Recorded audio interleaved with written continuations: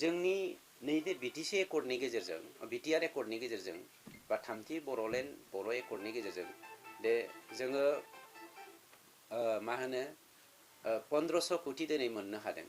बे 1500 कोटीखौ बिथाङा ओरैबायदि बेसलेस, ओरैबायदि चिप पलिटिक्स, ओरैबायदि निहाथ गोसोनि मानसि महरै जे बिथाङा मोनसे बाथ्राखौ बुंदों जे फरायसा आफादनि बेखौ दायित्व होनाय जादों। फरायसा आफादा बेखौ रल लानांगौ।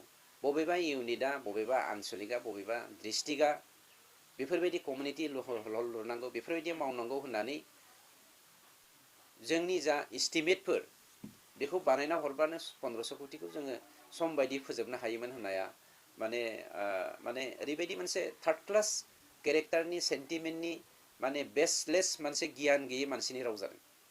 1500 crore बियो सोरबा आबसुनो हरनाय नङा, सोरबा बिएलटिनो हरनाय नङा, सोरबा एनडिबिनो हरनाय नङा, सोरबा मानाव गेदेर प्रमद बर' बिथांनो हरनाय नङा, सोरबा फेरेंगानो बिआर फेरेंगानो हरनाय नङा, सोरबा गबिन्द बसुमतारिनो हरनाय नङा। बे पार्टिकुलारलि रावनिबो अर्गानाइजेसन, रावबो व्यक्तिनि मुङाव हराखै। बे 1500 crore स्पेसियेलि बर'लेण्डनि जौगाथायनि थाखायसो हरदों आरो बेवहाय जोंहा इन्स्टिटिउसनेल माखासे फिक्स मोनसे माबा दंखायो, मा होनो पिन पइन्ट दंखायो। बेवहायसो जोङो बे 15 crore थाखाखौ जोङो मावनानै हारि जौगानाय, हालाम जौगानायनि थाखाय जोङो बाहायनो थाखाय डिपिआरखौ जोङो बानायनानै अलरेडि साबमिट होदों। बिस्वजित दैमारि बिथां स्पिकार बुंनाय बायदि जोंनि बर'लेण्डनि रायजो राजाफ्रा बिथांनि बे माने सेल्फिश सेन्टिमेन्टजों बाथ्रा बुंदों जे 1500 कोटीखौ ओरैबायदि डिपिआर बानायनानै थाब फोजोबनांगौमोन सम बायदि होननाय बुंनाया दुखुनांथाव बाथ्रा। डिपिआर बानायनानै बे 1500 कोटीखौ फोजोबनो थाखाय प्रमद बर' बिथांनि गोनांथि गैया, बिआर फेरेंगानि गोनांथि गैया, गबिन्द बसुमतारी बिथांनि गोनांथि गैया। बेखौ जोंनि बर'लेण्डनि हारि माहारिनिनो गोनांथि दङ। जुदि जोंनि दिनाव जों बे खामानिखौ मावनो हायाखै, बिथांनि साननाय बायदि जों जानो हायाखै, बे गेदेर खोन्था नङा। जोंनि उनाव जाय फैगोन, जाय बर'आ दैदेनगिरि जागोन, बेनो बे 1500 कोटीनि खामानिखौ मावगोन। Why Bodoland movement? बर'लेण्ड मुभमेन्टआ मानो जादों?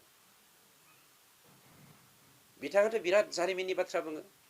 रामायण मुगा, महाभारत मुगा, pre historical period, pre epical period, pre mythological पिरियडनि बाथ्रा बुङो। बर'आ नोंथां बुंनाय बायदिनो जोंनि मोनदांथियावबो हिस्ट्रिकेल माखासे प्रुफ होनो हायो आंबो। नोंथाङा जेरै होनो नागिरदों 7500 बोसोरनिख्रुइबो बांसिन रायजो जानाय बर' फिसाफोरजों 7500 बोसोरनिख्रुइबो बांसिन रायजो जानाय बर' फिसाफ्रा दिनै भारतआ उदांस्रि जानायनि उनाव गणतन्त्रनि खान्थिजों मोन्थोरजों रोजा रोजा बोसोर रायजो जानाय बे हालामनि मानसि जानानै जोंनि जा गणतन्त्रनि गुदि मोन्थाय बेखौ मोननो हायैनि थाखायनोथ' बर'लेण्ड मुभमेन्ट। बे मुभमेन्टखौ माखासेया इथनिक नेसनेलिज्म एन्ड टेरिटरियेल नेसनेलिज्म मोननै डिफारेन्स माबा बोखावथि लाबोनानै मुभमेन्टखौ गोबाङा गोबां रोखोमनि खालामदों। नंगौ, बर'आ पेरेलेलि आबसुनि दैदेननायावहाय मा होनो डेम'क्रेटिक मुभमेन्ट खालामदों। बिएलटि आरो एनडिबिनि दैदेननायाव जों आर्म स्ट्रागल खालामदों। बे गासैबो थांखियानो जों कुइसना फैदों वाइ बर'लेण्ड मुभमेन्ट। बे बर'लेण्ड मुभमेन्टनि गेजेरजों दिनै जोंनि जा मोनथाम सुक्ति जानानै थांबाय, बे सुक्तिफोरनि गेजेरजों दिनै government of India, government of आसामा स्पेसियेलि गावनि गाव खुंथायनि गेजेरजों जोंनि राव हारिमु थुनलाइ आसारखान्थिखौ फोथांनानै लाखिनायनि थाखायनोथ' दिनै एकर्डनि गेजेरजों बे मोन्थायखौ होनाय जादों। आरो साधारन बे काउन्सिलखौ मोननो लुबैनानै जोंनि राव हारिमु थुनलाइ आसारखान्थिखौ साप्रेस, अप्रेस एन्ड एक्सप्लइट खालामनानै फोजोबनायनि थांखिजों नोंथाङा जाबायदि पलिसि एडप्ट खालामनो नागिरदों, बे बर' हारिनि थाखाय हयथ' सावनि मुगा जानो हागौ। जुदि बियो नोंथांनि साननाय बायदि जायोब्ला सावनि मुगा दाजाथों। जोंनि गेदेमाफ्रा सोरगोआव दङ, सोरगोनिफ्राय जेब्लायबो जोंखौ नोजोर होथों, आशीर्बाद खालामथों। नंखाय लामाजों दैदेननो नागिरग्रा बर' लिडारफ्रा नंखाय लामाजों दैदेननो दाहाथों। आंबो सावनि भागि जानो नागिरा आरो रावबो बर' फिसाया सावनि भागि जानो नागिरा।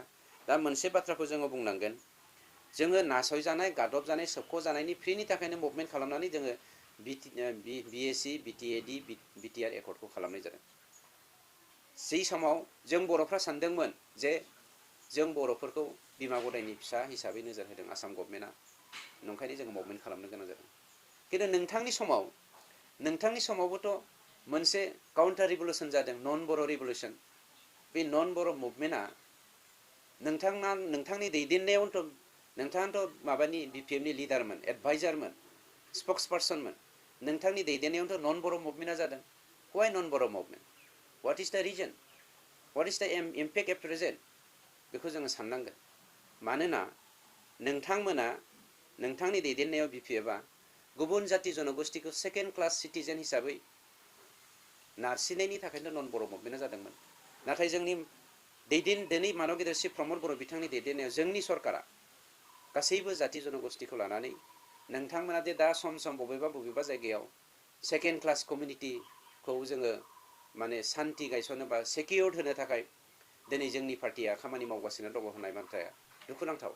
मानव गेदेर बिथां प्रमद बर'नि दैदेननायाव जोंनि सरकारा रावखौबो सेकेन्ड क्लास कमिउनिटि हिसाबै जोङो ट्रिट खालामाखै।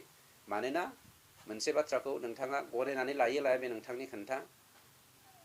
आसामाव गुबुन गुबुन जिल्लायाव, गुबुन गुबुन स्टेटआव, गुबुन गुबुन इउनियन टेरिटरियाव, इन्डिया बायदियाव दिनैसिम रावबो मानसिनि खर'आव मोनसे सिमां सोरजियाखै, बे सानखांथि फैयाखै जे गासैबो BTCनि 26टा जाति जनगोष्ठीनि राव हारिमु आसारखान्थिखौ फोथांनायजों लोगोसे बर'नि राव हारिमु आसारखान्थिखौ जौगाहोनायनि मिजिंजों दिनै मानव गेदेर प्रमद बर' बिथांनि खर'आव मोनसे सानखांथि फैदों, जाय सानखांथिनि गेजेरजों पेरेलेलि गासैखौबो बोखोनो नागिरदों, जायनि जाहोनाव भिजन मुड हिसाबै जोङो भिजन डकुमेन्टखौ जोङो बानायनो हादों, जायनि गेजेरजों राव हारिमु आसारखान्थिखौ मोनफ्रोमबो हारिनि जोङो सेकिउर्ड खालामना होनो दिनै जोङो हादों।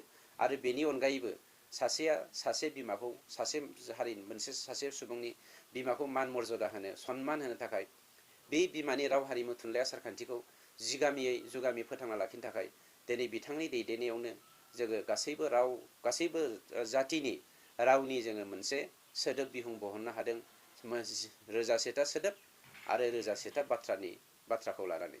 गतिके आं सानो नोंथाङा मिडियानि गेजेरजों जा सेल्फिश मोनसे मुडजों बर' हारिखौ, आं नोंथांखौ बर'खौ बाथौ, ब्रह्म, ख्रिस्टियान, सतसंगि, कृष्णगुरु, सा सानजा खोला सोनाब बोखावदों होननानै बुंनो नागिराखै, खिन्थु नोंथांनि बुंनाया बिदिनो जाना थांदों।